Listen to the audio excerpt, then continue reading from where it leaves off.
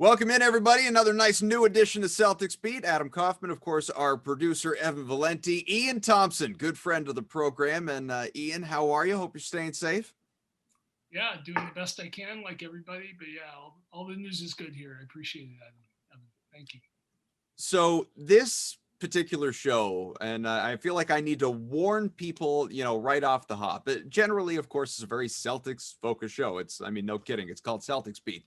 But there are peripheral things that certainly affect the C's, not unlike this huge James Harden trade going from Houston to Brooklyn, impacting potentially the hierarchy of that Eastern Conference. So we're going to get into all that, not to mention the fact, and this is a good place to start, I think, guys, the C's haven't played in more than a week at this point in time. Now, the latest update as I chat right now with all of you, and I know depending on when you're listening, if you don't listen for a few days, things get old in a hurry. Celtics are expected to play tomorrow night, Friday night, hosting the Orlando Magic. Orlando has traveled to Boston after having a postponed game on Wednesday. The last three C's games have been postponed as a result of the NBA's health and safety protocols. First, there was the game against the Heat, where technically Miami didn't have enough players, even though the Celtics were down to the minimum 8. Miami had 7. You need to have 8, according to NBA rules, to play a game. And then it was on the C's. They couldn't play in Chicago because they had an 8th player go into the COVID protocols. Same case against Orlando that next time around. And so 3 straight games, but the team is practicing today. They are getting healthier. There are multiple players that have tested positive. Jason Tatum, Robert Williams among them. So many others that are in the COVID protocols. But, as much as people were all excited to see Taco Fall playing 25 minutes a night and Peyton Pritchard starting and just raining threes like you read about, sees hopefully, and we have no grasp of this as we talk at this moment, but hopefully are going to be a little more equipped for this next game. I just, bigger picture, Ian, with all the postponements, Celtics heavily, one of the teams that has been, at the center of this outbreak within the league after everything went so perfectly in the bubble last year. And this was not totally unanticipated here, if that's even a word. There are a number of games that have been postponed, a number of teams that have been afflicted by this situation. New COVID protocols have been implemented by the league. How close are we to a potential stoppage if this doesn't work over the next couple of weeks? Well, first of all, I'm sure, like you guys, my first thought is just I hope everybody that has caught it recovers from it Mm-hmm. with no long-term effects. You saw what happened with the pitcher from the Red Sox, Eduardo Rodriguez, Sure. developed heart problems, which tens of thousands of people in the U.S. and around the world, they're suffering from all sorts of long-term problems with this disease. So you just hope that anybody that's caught it, that it's not that they're going to be okay, that everybody's going to be all right. That's the first thought. I think that's been a real takeaway from this whole thing is just stabilizing your point of view, what really matters in life, and if everybody is okay, then yeah, that will be a big thing for the Celtics because they have big hopes, big dreams for the season. The way I'm looking at with the news of the vaccines coming out, there's been a lot of talk about NBA players shouldn't jump the line because of their celebrity or whatever. I'm looking at it from the totally opposite point of view. When Joe Biden comes in as president, he's made it clear he wants to vaccinate as many people as quickly as possible. And he's going to be looking for role models in different communities to try to convince people to accept the vaccine. And we all know the Black communities in the US have been especially vulnerable to this disease. And there's a lot, for very good reason, there's a lot of suspicion about the vaccine in those communities. I wouldn't be at all surprised if the Biden administration goes to the NBA and says, "Can we please vaccinate your entire league right away?" Because how many vaccines would that cost? That would be about 1,500 people, right? 1,000 to 1,500, including 500 players and coaches and other people that work on the edges. And then vaccinate everybody and then send them out and show the public, okay, last time they got through their season, it was in a bubble with no one around. This time, let's see how the NBA does after everyone's been vaccinated. Will games be canceled after they've been vaccinated? I'm guessing they won't be. Um, the NBA has made it clear they're not going to force players or people to accept the vaccine. But even that might tell the story to the public. Look at the people who are vaccinated versus those who aren't. Which ones are able to play versus who can't play. I just think the new administration, the Biden administration, they're going to be looking for all sorts of storytelling methods to try to get people to be vaccinated. And this seems like a no-brainer to me. And so I really think that help is going to be on the way relatively soon for the entire league. It just makes sense to me. I just can't believe there was sorry, I was going to say I can't believe that among the new protocols that there wasn't already a rule about players not having, you know, non-team personnel in their hotel rooms when they're on the road. And I get we're talking about, you know, a lot of, you know, young, mostly single guys that you know, have a right to, you know, do what they want to do. At the same time, though, just from a health and safety protocol standpoint, and wanting to remove any and all risk as much as possible, short of, you know, truly bubbling up guys within their specific markets and communities, it's I don't know, that seems like a really easy area to say, you know what, don't do that right now. I know it's going to be difficult, but try and restrain yourselves. And yet, you know, here we are. Maybe there was an idea like why write out rules that are absolutely certain to be broken. Right. It's a good point. A lot of history on that subject right there. Yeah. Evan, you were saying. Well, I mean, if you're going to try and vaccinate the whole league, you're probably going to, you know, have to shut it down just so you can have those vaccinations. I mean, this is a two-part process. So it's, and, you know, the black community might be a little skeptical. And I think a lot of people around the country are a little skeptical of this whole thing. Just in terms of like if it works or not, you know, because the process in which these things were rolled out was a little rushed, but for good reason, right? Because we have a massive problem in our hands. I when it comes to a shutdown, I don't know how, you know, plowing through this thing, right, and trying to get like some sort of herd immunity here, or trying to just plow through it because the RSNs, you know, have contractual obligations to the league. They have to do this, you know, they have to show so many games, et cetera, et cetera. I mean, I get all the financial, you know, reasonings behind it. But there has to be like a health and safety, you know, sort of thing going on here in terms of, you know, we have to make sure that these players are as healthy as humanly possible. I mean, people around the league were watching, you know, Washington go from team to team to team. And I'm not, you know, singling out the Wizards, but it's just kind of what happened, where the Wiz would go to some team and all of a sudden a couple days later they'd have to shut down because they have a couple of positive tests.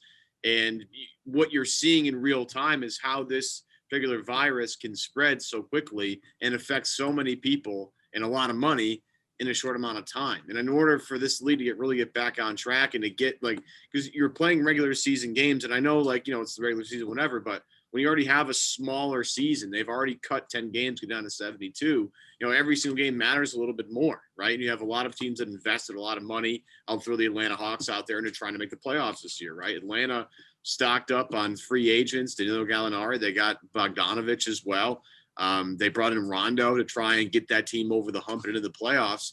And if you're going to miss, you know, have some of your major players miss a week, 2 weeks because they've tested positive coronavirus, like that does hinder your ability to maybe make the playoffs later on. So, you know, I understand that people want, you know, this league to continue forward because there's so much stuff going on. But at the end of the day, the quality of the product becomes, you know, not as good when you look at the Celtics roster, right? The other night, if they had played against Miami, it was what, T could play. They cleared him to play.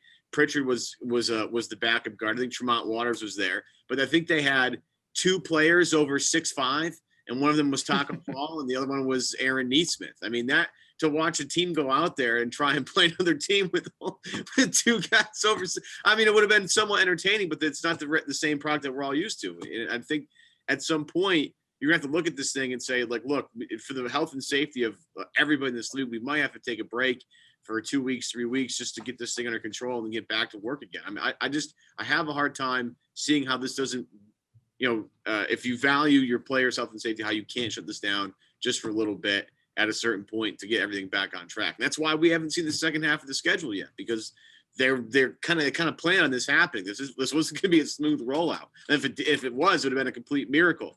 But they did this on purpose so that, you know, in case something bad happened like this, they can at least recover later on. I mean, it feels like we're headed that way, Ian. Yeah, no, I mean, I totally agree.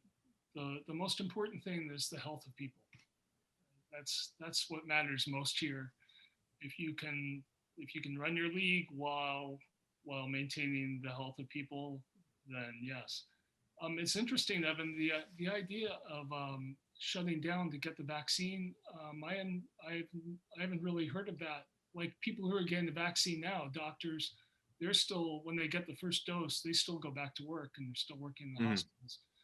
So I would think, an NBA player gets his first dose of the vaccine, and then 3 weeks later gets the second dose. In the meantime, he's continuing to do his job in between. I don't think you necessarily have to shut down the league for 3 weeks to administer all these vaccines. And again, I'm only saying this as a possibility if it's something that the new presidential administration wants to do in their hope of blanketing the country with vaccinations. And it's going to be a big story what's going to happen in the Black communities of America as far as the vaccine. There's a lot of bad history there, and the intentions of the new administration are going to be all good. Let's try to protect as many people as we can from this virus.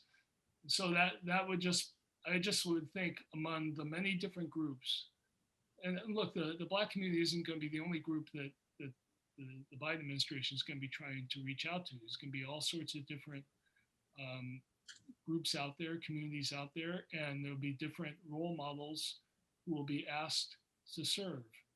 Just like Elvis Presley took the polio vaccine in 1956 after children were killed by a bad batch of it. They used Elvis Presley to try to show people it was safe. They photographed him right before he went on TV getting the vaccine. I think that's what the leaders of the U.S. are going to be asking people like NBA players to do. And that gives you hope that what has turned out to be a rollout for the NBA season, which has gone very badly, it gives you hope that maybe it won't be like this the whole season long. Because if it is, like you're saying, if it is, then what's the point? What's the point of it? It doesn't mean anything. Your team was just the lucky one. You got through it with the most number of players getting through, and we end up seeing the Phoenix Suns win the championship or something like that. It just isn't. It's not worth doing. But yeah, that's where I see it going. That's my most optimistic take on what might happen. Well, hopefully, as Ian has already talked about, first and foremost, everybody gets healthy, doesn't have any substantial, significant side effects of the situation. You hope in a perfect world, most, if not all, these players are asymptomatic and not even, feeling the effects that so many across the country are, and that they can get back to work and play games and, they're making a living either way. But, beyond the entertainment factor that we also selfishly care about, hopefully, obviously, everybody's health and safety is paramount. But when it, comes back to games must be played, at least so long as there are enough personnel to do it. And with the Celtics not having played more than a week, they're sitting 7-3. It's tops in the Eastern Conference, just in terms of that record. I'm not saying the Celtics are the best team in the Eastern Conference. I don't think anybody believes that right now, but they're in the mix, certainly with the Bucks, with the new look Nets, who we'll talk about in a second. Certainly the Sixers are right there. The Heat are right there. Maybe the Raptors could propel themselves into that conversation. You've got, the Pacers as well, perhaps. But, we know who the upper echelon teams are in the East. Let's talk about, and maybe for a while, folks, brace yourselves, what is happening in Brooklyn. Because first off, in Houston, James Harden, put the nail in the coffin, the last straw after that loss to the Lakers the other night, said basically, this is broken, it can't be fixed, and walked off. The situation cannot be repaired. And so I think the Rockets, that sped everything up, despite the reports that trade conversations were already going on. I think that really accelerated the process. It became two teams trying to acquire James Harden. willing to give up everything there was. The Celtics, Danny Ainge acknowledged this earlier today. Celtics were, interested. They put feelers out. They did their due diligence, but ultimately Ainge said that unanimously they decided price wasn't right. The timing wasn't right. It wasn't the right fit. They weren't going to do it, which I commend. I've said that so many times on this show over the last several weeks. You don't need James Harden. Don't chase after James Harden. God forbid you do so and give up Jaylen Brown in the process. So I'm glad the Celtics are who they are and James Harden is elsewhere. He goes to Brooklyn instead of the Sixers. And this is what, Ian, I have been, for anyone that follows me on Twitter, cheap plug, Adam M. Kaufman, I have been rooting for this for months, for James Harden to wind up with the Nets, to give us our own NBA Hard Knocks. Everyone should get League Pass. This should be must-watch television. If, in fact, Kyrie Irving ever decides to come back and play basketball again, these three guys on a team together with basically no bench is just fascinating to me, and I have a zillion thoughts, and I could talk for an hour by myself, but initial impressions from you, Ian, what are they? I mean, first of all, I just wonder if the Nets are being run by an entertainment producer rather than because is Jay-Z still there? Yeah, exactly. This is what you would put together if you were more interested in your ratings or your social media and all that stuff. If you were in an entertainment business without worrying about winning a championship, this is exactly what you would do. But I also understand why they did it for basketball reasons. They're all in on trying to win a championship. And I don't think without adding a third star that they could ever beat the Lakers. And that's what you have to do. If you're trying to win a championship this year, next year, you're imagining LeBron and Anthony Davis, and really they have very good depth around those guys. And right now, LeBron's better than Durant, and Anthony Davis is better than Kyrie Irving. So they weren't going to win. Health permitting, which we cannot take for granted right now. But all things being equal, they weren't good enough, despite everything they've done to improve their team. Now, if somehow they can figure out a way to get Kyrie Irving to play again, and then get those three guys to play together at a high level, now they have a chance to be good enough. They have a chance to be better than Lakers, because Kyrie gets to be the hero. He gets to be the third guy that puts them over the top. I'm not sure that would be Kyrie's definition of hero. I don't know how they're going to do that, but yeah, go ahead.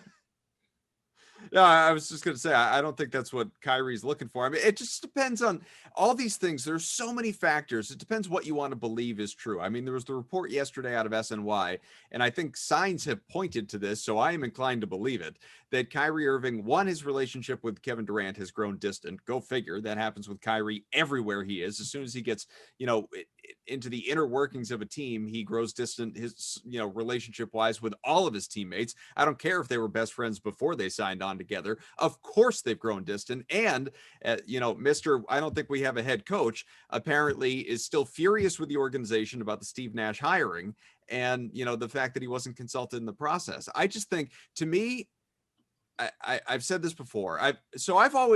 We've talked about this, Ian and Evan, all of us. I've always been inclined to believe the NBA is a players' league, which it is, and that talent wins out in the end, which with very rare exception, like the, 04 Pistons, it does. You have the most talent, you win a championship. Generally, that's the bottom line.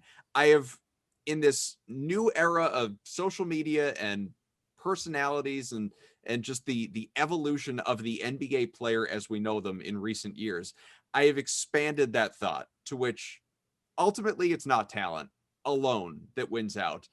Personality is a huge factor. Personality is the only thing that trumps talent to me. And what I mean by that is this team has the talent, even with no bench. LeVert's gone, Allen's gone. They've no real bigs other than Jordan. Like, they have no bench, but they still have enough talent to win a championship. But I think they have the personalities, these three in particular. Kevin Durant with the burner accounts on social media, Harden, who openly doesn't want to, play defense or, work hard a lot of the time and doesn't want to share the ball. And, Kyrie Irving, who doesn't even want to play basketball. It's not remotely a top priority of his and hasn't been happy in Brooklyn since his coming home video. These three personalities could sink this team to the tune of, I think losing in the second round of the playoffs. That is my expectation. I had one person say to me yesterday, I wouldn't be surprised if they lose in the play-in tournament. It's just remarkable how all this could unfold. All those things are possible. It could be incredibly bad, and it could work out. Is it going to work out over the course of an entire season? Or is it going to be a consistent championship contender all year long, especially with all the disruptions that we're facing right now during the COVID period? So definitely not. They're not going to be a consistent team, I don't think. But the way I'm going to watch them is I'm just going to keep my eyes on Kevin Durant. It's all going to revolve around and run through Kevin Durant. This is going to be the test of his life. All this talk that he went to Golden State and just cashed in on a pre-existing championship team, or that when he was in Oklahoma City, he deferred. Russell Westbrook was the strong personality, the strong voice of that team. All that has to change right now. If Steve Nash wants to coach the team, he has to coach it through Kevin. He and Kevin, because they have that relationship. That's why Steve's there in the first place. So the way Popovich, and please forgive me for this correlation, but the way Popovich worked through Tim Duncan, that's what Steve Nash has to try to do with Kevin Durant. And so everything, Kevin, I'm thinking about, we should run this. What do you think? Yeah, I get it, but let's do it this way. Okay. And they agree between the two of them. Steve announces it to the team. This is what we're going to do. And then he trusts Kevin to be the enforcer. Kevin's the one that goes to Harden and says, look, this is what we're going to do. Kevin's the one, maybe with Harden's help or other people's help, he goes to Kyrie and brings him along. Kevin has to be the one that on defense sets the example. He's got to be a two-way player this year. He's got to be an incredible defender. He's got to guard the rim because he's great at that. He's got to be able to guard multiple positions. He's got to do it so that he can hold other people accountable. He's got to do what LeBron does every single day, what James Harden has never done and probably never will do. It's all got to run through Kevin Durant. Kevin Durant's got to make it all happen. He's got to be the all everything. Clearly, with the burner accounts and all that, we know that he hated the way people reacted to his going to Golden State. Well, if you hated that, here's your opportunity. Because no one thinks this is going to work. And the only way it works is if you decide, I'm going to make it work, and I'm going to tirelessly do it, and I'm going to take responsibility for everything. Again, that's why being the best player of a championship team in the NBA is the hardest thing to do in sports. You're responsible for everything. We've talked about this before. You got to do stuff that Tom Brady never had to worry about. Never had to worry about the culture of the team. Tom Brady didn't even play half the plays for his team. Kevin Durant's got to do everything. He's got to worry about what's going on in the locker room. He's got to make sure that Kyrie's on board. He has to make sure that Kyrie and James Harden are playing together. He has to make sure that Harden isn't just a statue on defense. He has to keep all the young guys involved. He's got to set the example and do everything he's telling people to do. He has to do first. He has to accept tough coaching from Steve Nash to embolden Steve Nash's position. He's got to deal with the New York media. He's got to make sure that he's not seen at parties with his family, not wearing a mask. He's got to do everything. He's got to do everything for them. And if he does that, then they have a chance. If he doesn't, zero. They have no hope. Yeah, it's going to be a lot about chemistry because, you have all the talent in the world here on this team with three guys that, are all worthy of winning. Well, two guys worthy of winning MVP, and Kyrie has been an incredible, second banana to on a finals team. So it's not like they don't have the talent and the experience to get there. I mean, Durant obviously with the title wins, that's big. But how does this team gel? And you mentioned it, it's really all about Kevin Durant and how he handles both of these guys. And the one thing that I'm curious, you can talk about off the court, in the gym, et cetera, et cetera. These are two high. Is that Danny? Does Danny want to talk? I wish. Danny want to get on the show? I love that. But we have three high usage guys that all need the ball in their hands to be effective. I mean, James Harden's entire, career in Houston is defined by he is the overlord seer of the entire offense. And when James Harden feels like getting the ball, he's going to, but most of the time he's going to take a bunch of shots and go to the free throw line a lot of times.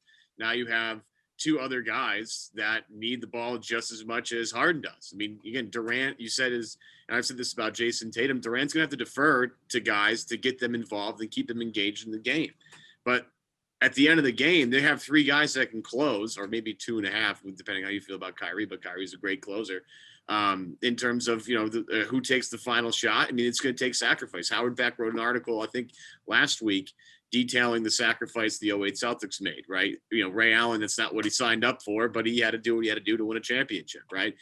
Can these guys make a sacrifice mid-season to gel and make sure that, at the end of the day, the W is the most important thing? I mean, I don't know. I'm fascinated how this team's going to work. I mean, the bench stuff, I mean, they might get killed on the glass in a lot of games. You look at that team in LA, they won last year primarily because of their size. I mean, they had a bunch of bigs between JaVale McGee and Anthony Davis and Dwight Howard, and they had sparing minutes to other places, but they could go big and still beat teams. And this team's going to face, some bigs eventually that can take advantage of that. So from a chemistry standpoint, I'm concerned. From on the court standpoint, I'm concerned. It's going to be fun as hell to watch, like no question about it.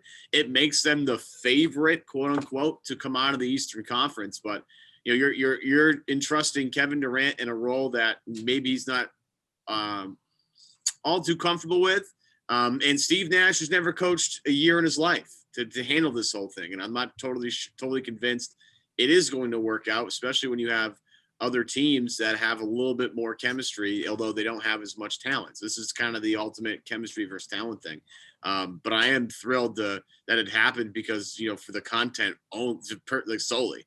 I mean, the internet yesterday was unbelievable, and all the segments that have come out of it, today and, for the next couple of days are going to be tremendous. And that's just, and the game hasn't been played yet. When they finally play together, the content's going to be even better. So from a content standpoint, I'm thrilled, but I don't know if it's going to work. And they're throwing a lot of eggs into a basket, because if it doesn't work, Houston owns every pick they have, So 4 future picks and 4 pick swaps also. Yeah, it was the haul. Yeah, it better work, because if it doesn't, this is catastrophic for the Nets. Ian, just building off what Evan's talking about, and obviously we want your thoughts. I just don't know. Like Evan said, great article by Howard Beck about, players, superstars needing to defer, and Ray Allen having to do so, more than anybody else on that team, but all three did. But the thing was, there was that common goal. Garnett, for all the years that he dominated in Minnesota, he didn't win a title. He didn't win anything more than individual awards. Same for Pierce in Boston, same for Allen in Milwaukee and Seattle. This trio is different. Kevin Garnett has won multiple championships. This isn't the same Kevin Garnett who left Oklahoma City. Kyrie Irving hit the biggest shot in NBA Finals history, arguably, or one of them anyway. He has won a title, and he has long since proven and stated basketball is not the most important thing to him. And James Harden, I'm just not sure that ultimately he defines his, what will eventually, already is a Hall of Fame career based on whether or not he has a ring. And so I just don't know how these three come together, ultimately, who defers, who sacrifices on an individual level, and how they find that common goal, other than trying to prove people wrong. But I'm not even so sure they hear the noise of we need to prove people wrong, because I think they probably believe it's going to work. Yeah, it's the lesson of that 2008 Celtics team, and it's the perfect example, is that it all has to be intentional. It has to be their number one focus. I mean, from the very start, the first time Doc Rivers, he told me the first time he got them together, the first thing he talked about was respecting each other and not worrying about your own stats and deciding what the priority is. And he talked about it every day. He never let it go. He always talked about it. Garnett came out and said, this is Paul Pierce's team. Paul Pierce is the captain. This is his team. And he made sure that Paul Pierce was the leading scorer. He made sure that he deferred to him in terms of scoring. It just went on and on. They went on that duck boat tour, and before they'd even started playing, to get them thinking about what the goal is and how they were going to do it. And even then, I remember being in the locker room with them I think it was the second round against Cleveland, and they had yet to win a road game in the playoffs.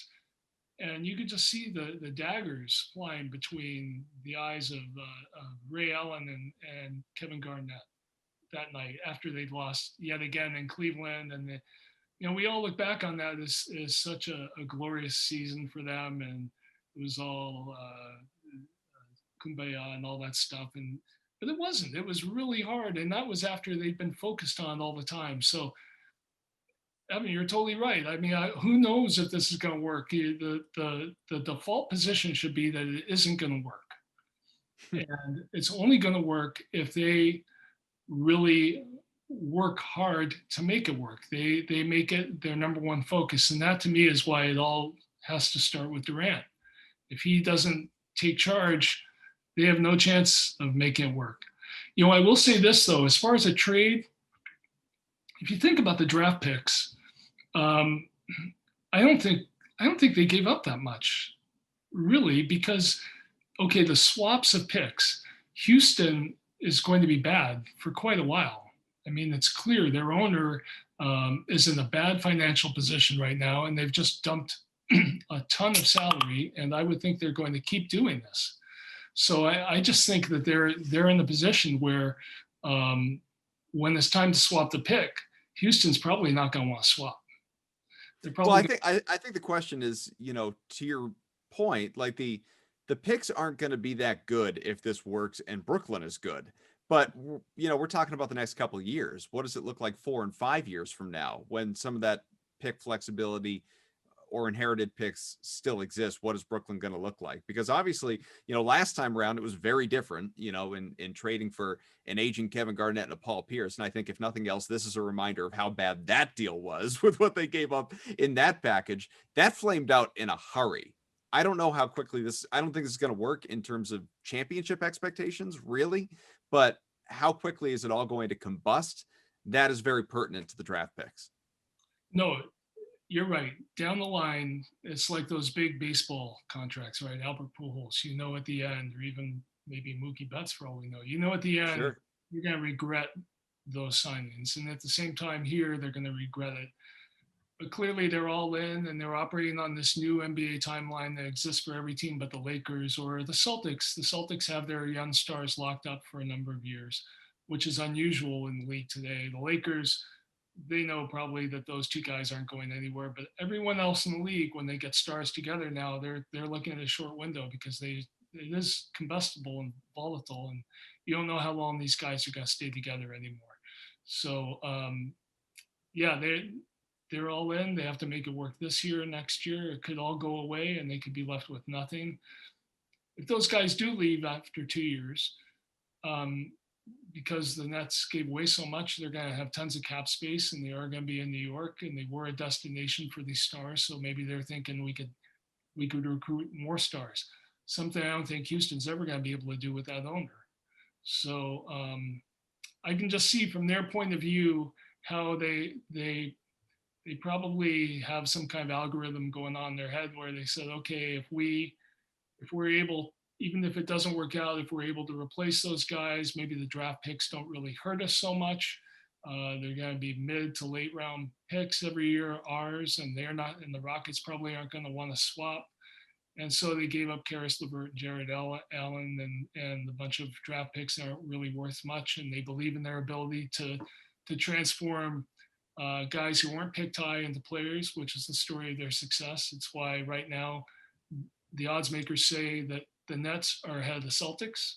Even though the Nets got bamboozled on that trade with Danny, they're still somehow ahead of the Celtics.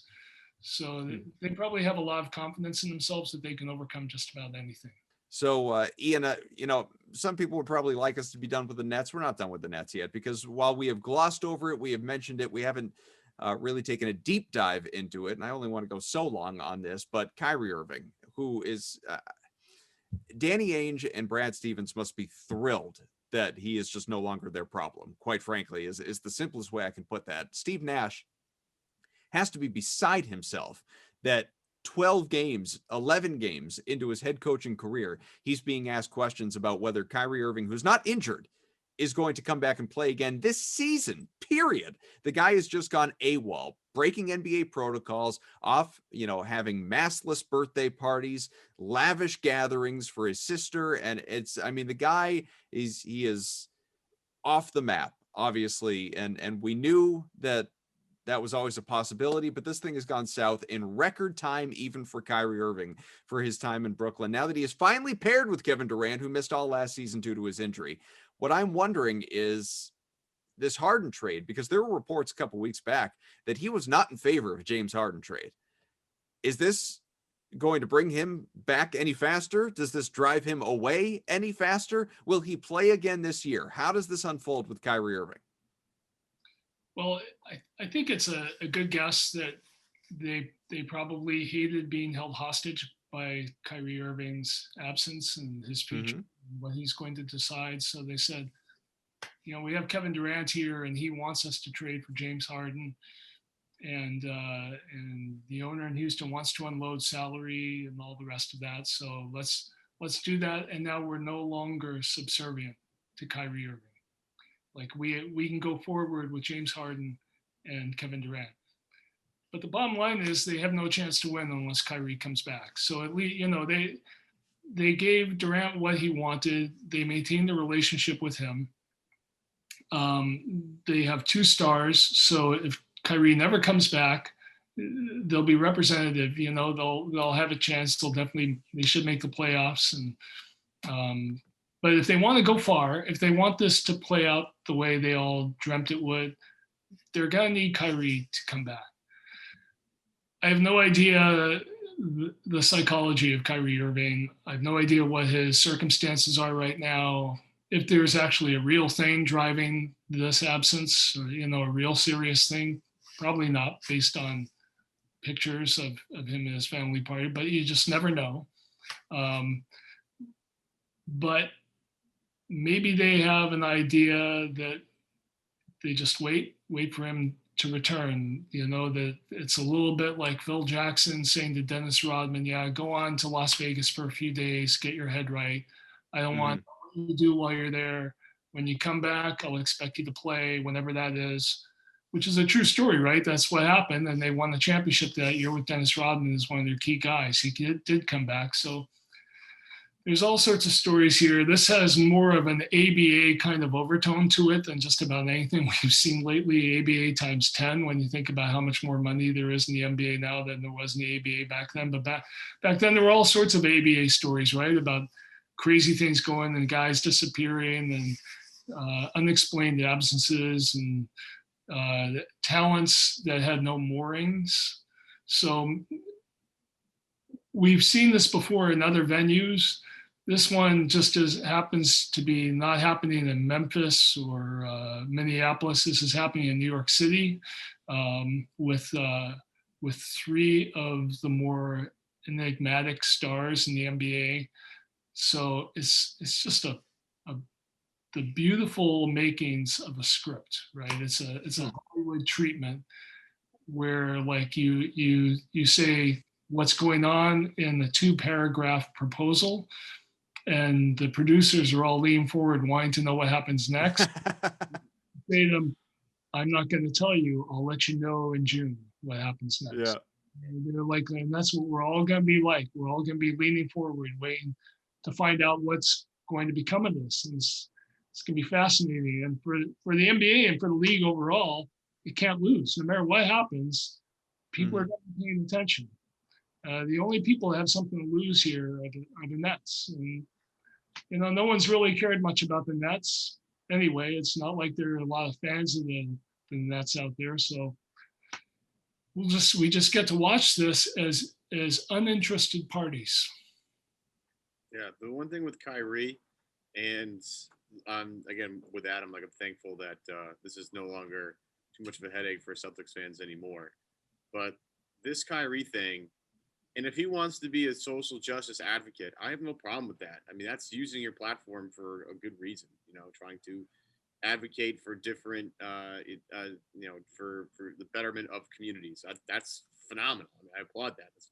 But you do have an obligation to your teammates, an obligation to your team to let them know what's going on. And the longer that we don't hear from Kyrie, and Sean Marks wants to, I've had conversations with Kyrie keep those private. That's good on Marks. Obviously, you want to ruffle that relationship. Steve Nash, doing the same thing, similar lip service. But Kyrie owes his team and his teammates an answer as to what he's doing, what he's been doing. And if it is because, stuff at the Capitol has invoked him to go out and try and take a different stance on social justice stuff, again, I applaud him for that. That's okay. But you also signed a contract to play basketball. And that, you're getting paid handsomely to do so. Now, if you want to forfeit that contract, the money that he's going to forfeit, and that gets donated to great causes, then again, this ends up being a positive thing. But if Kevin Durant teamed up with Kyrie Irving to go play in Brooklyn, and Kyrie's going to be AWOL, and they go out and trade for Harden, and Kyrie doesn't come back and play, then this is an absolute, again, cataclysmic failure for the Brooklyn Nets. As Ian said, you will not win a title with just Durant and Harden and whatever they have left. I mean, I love Landry Shamet. Joe Harris is a great shooter, but that's just not going to get it done. Never mind against the Lakers, against a lot of teams in the Eastern Conference, right? So, Kyrie at some point has to come out of his, radio silence here and just tell everybody what's going on. And if he's communicated that with his team privately and they want to keep that private, fine. But, the longer he sits out and doesn't do anything and doesn't come back to the team, the more resentment I think builds. And, at some point, if you're Durant, it's like, I came back from an Achilles injury, to team up with you in Brooklyn to try and win a championship. And if you're not going to be, you're going to bail on me already. Then, what the hell am I here for? Durant has every option in the world at his disposal. He can go anywhere. Everybody would clear cap space. If Kevin Durant's like, hey, I want to go play here, everybody would be like, all right, we're going to get rid of everybody else and bring in Kevin Durant. So, again, Kyrie, his passion for social justice is phenomenal. I applaud that. But at the end of the day, you have to, if you want to play basketball, you have to step on a court. And if you want to forfeit all those things that basketball gives you to go pursue other things, totally fine with that. But he owes his team an explanation, and I think he owes fans an explanation. Because I think fans and Nets fans are frustrated. It's like, hey man, we've got invested in this team, but where are you invested in this team? Fans should have asked that question. Your GM and your coach should have asked that question. It feels, frustrating. But once again, here we are, the very interesting case of Kyrie Irving and his, I hate to put it this way, but flakiness. He's a little flaky, and his personality is that way. He might be aligned in certain things, and I applaud that. But flaky personality sometimes, in an organization in a sport like this, it just doesn't make a lot of sense. And again, Brooklyn will go nowhere without him. So somebody has to tell Kyrie, like, hey, like, we need you. If we don't have you, we're sunk, and that's it. Yeah, it's got to be Kevin. Kevin's got to be the one to tell him. The fans, Kyrie comes back and hits a three to win the game. All will be forgiven. He won't know. Fans will be fine with him. Fans are just as fickle as Kyrie. Yeah. I mean, they just want the performance. Yeah. The big difference between Kyrie in Boston and Kyrie in Brooklyn is that in Boston, he was the best player, and they were hoping he would be the leader. And in Brooklyn, he's their third best player, as hard as that is to believe. But he is. He's behind two MVPs. And a guy who has arguably been, if not the best player, one of the top three players in the league. And Durant and Harden was an MVP and arguably one of the greatest scorers of all time. So Kyrie's the third best player. So they don't need leadership from him. They don't need what the Celtics were asking of him. He can just show up and make shots and then go do whatever the heck he wants. He can champion larger causes, and if they're okay with him disappearing every now and then, as long as he comes back and helps them, maybe that's a pact they'll make with him, an understanding they'll reach with him, because he's not going to be defining the culture of their team. It's going to be up to Durant to do that. So I actually think trading for Harden strengthened their position with Kyrie in that sense. The Celtics really were held hostage to Kyrie. They pinned everything on him with their young players, and he was going to be the leader, and he wasn't up to it. Well, that's not the deal here. They're not asking him to be that guy. They just want him to be like a field goal kicker that comes in and just makes his shots. Be the third guy like Ray Allen making his shots, and maybe Kyrie will demand more. Well, if you want a bigger role, if you feel like you're being disrespected, you gotta earn it. You gotta show up and do it on the court, and that'll be a simple message to him, and I think it'll resonate with him. I think it'll just make sense that if you're not doing it on the court, then how do you expect to get the respect? Well, as we wrap up here in a matter of moments, ultimately, after all this shakes out, based on, remove the unpredictabilities, the resilient of them from an injury standpoint, a health and safety standpoint, and obviously what we just spent the last little while talking about, how this Brooklyn Nets thing is going to unfold.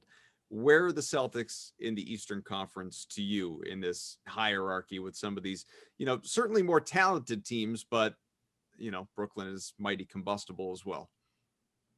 Well, I mean, the great news is that every year, every time they go away for a little while and then they come back, Jason Tatum and Jaylen Brown are just better. They just keep getting better. Right now, both scoring 26 points a game and making plays for others, becoming better playmakers, showing leadership at both ends of the floor, really trying to contribute in all phases of the game. They're playing like they're much older than they really are. And they're not done improving yet. They're going to keep getting better. They'll be better next year than they are this year. They're 24 and 22. So they're just going to keep getting better. And that's really promising. Is Jason Tatum going to be a top 5, top 7 player in the league? If he is, then they have a chance to win the championship, because you need that kind of guy to be leading your team. You need somebody that's that good to do it. They got off to a nice start thanks to a lot of last-second shots. They did without Kemba Walker. So they had Kemba Walker back. If he's able to play, get through this year, what a great addition that would be. Really, though, what this season is going to come down to, because it's just so bizarre and unpredictable, and there's so little that the teams control until health is restored, the promise of health is restored. What's going to come down to is who's playing best at the end of the year. It's just going to be that simple.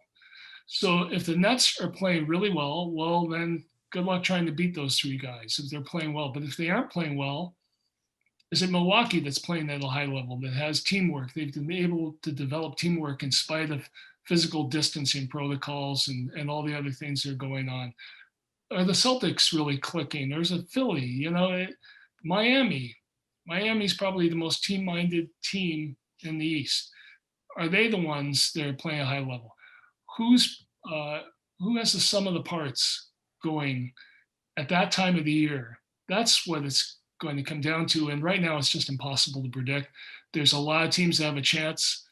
When they get to the finals, if the Lakers are healthy, no one's going to beat them unless it's Brooklyn in terms of talent. So as far as getting out of the East, though, it's just such a wild card. But the Celtics are right there with a chance to do it if they're playing at a high level. Well, I know we went Nets heavy today, folks, but how can you not? I mean, that trade totally shakes up the landscape of the conference, and certainly there are a lot of direct Celtics tie-ins to that. I think all of us probably, I think I'm speaking for all of us pretty easily, are maybe relieved that James Harden isn't a member of the Boston Celtics right now, at least pending what that trade would have looked like. But based on reports that were out there for a little while, I just don't see how he would have been an upgrade, even with his talent, based on what Boston would have had to lose in the process. And so here we are, the march toward actually finishing this season continues. As we know, health and safety, it's paramount. That takes precedence over all else. And hopefully, a question marks in that department won't require a stoppage. I know people want to watch games, but league has to do what it has to do to keep everybody as safe as humanly possible in this very unpredictable time. But at the very least, there's no question, Evan, Ian, this game is wildly entertaining, and this league is wildly entertaining, and it just never stops. I mean, you wake up yesterday, it's basically the NBA trade deadline with all those moves going around. It was great. Yeah, I loved it. I think, and I still think, as Ian talked about, C's they're a favorite to come out of the East, especially with how volatile Brooklyn can be and the unity that Boston seems to have. And the one thing that we all have to remember here is, Brooklyn just got better, but everybody else is probably going to try and make moves too. I mean, we look at that Houston thing now. I mean, that's ripe for anybody. I mean, Eric Gordon, PJ Tucker. I know they just signed Christian Wood, but he makes a lot of money, and I'm not sure when he's trade eligible, but he had a great start to the year and could probably help out somebody. And as the league continues, and as more teams fall towards the bottom, you're going to have a little bit more clarity on who will be available at the trade deadline for teams to get better. I mean, Brooklyn they made their pitch now because James Harden basically was just like, I'm out of here. And Philly and Brooklyn both tried to acquire him. Obviously, Brooklyn gets it done, but everybody else can get better too. And so, you look at Boston and what they could potentially offer to get somebody and the pieces they already have. I mean, that's an attractive place in terms of competing for a title. They have as good of a shot as anybody, I think, as long as Kemba's healthy. I don't think they're the favorite to come out of the East right now because of that talent, but I don't think they're too far behind. Philly, I don't totally trust because Philly's never really gotten it done in the playoffs. Either as Boston, they haven't gotten to the finals yet, but they have a little more postseason success than Philly does. The Bucks, I won't buy it until Budenholzer decides to play Giannis more than 35 minutes a game. And we've seen Mike Budenholzer's teams in the past, wither away in the postseason. And then we have the Miami Heat, who continue to, play good team basketball. Those guys will get better. They'll make a trade because Pat Riley's going to find somebody. So, as we sit here after the day after the James Harden trade, and we say Brooklyn's the top team, which they are, I don't think the gap is that big right now, and it could be even smaller after the trade deadline with the way that some of these teams can make moves. So I'm as much as I want the league to maybe shut down and get their health straightened out, I cannot wait to see how this year unfolds because again, the East has gotten even more interesting, and it was already interesting before this even happened. So I'm pleasantly excited for the rest of the year. Well, this was fun, fellas. I'm just looking at some of the media availability today. Brad Stevens talking about this will be a season of curveballs. Well, yeah, last year, at least, bubble life, after the March stoppage and once they picked up, and here we are again. It's going to be this way for a little while. Ian, always great having you on. We really appreciate your expertise, your experience, your knowledge, your insights. It's a treat for us every time. So thank you for hopping on. Thanks for having me. And by the way, I wouldn't have minded seeing James Harden on the Celtics. Well, we'll have to save that for the next time. Just as long as it didn't cost them Jaylen Brown, right? Jaylen and Jason, yeah, and because I think they could have played together. Boy, it's in another world. We'll hook up the video game and simulate it. For Ian Thomsen, for Evan Valenti, I'm Adam Kaufman. Thanks for joining us. This has been Celtics Beat, and good news, at least as things stand right now. Next time we chat, Celtics will have played some games. We'll be able to talk about those. Till then.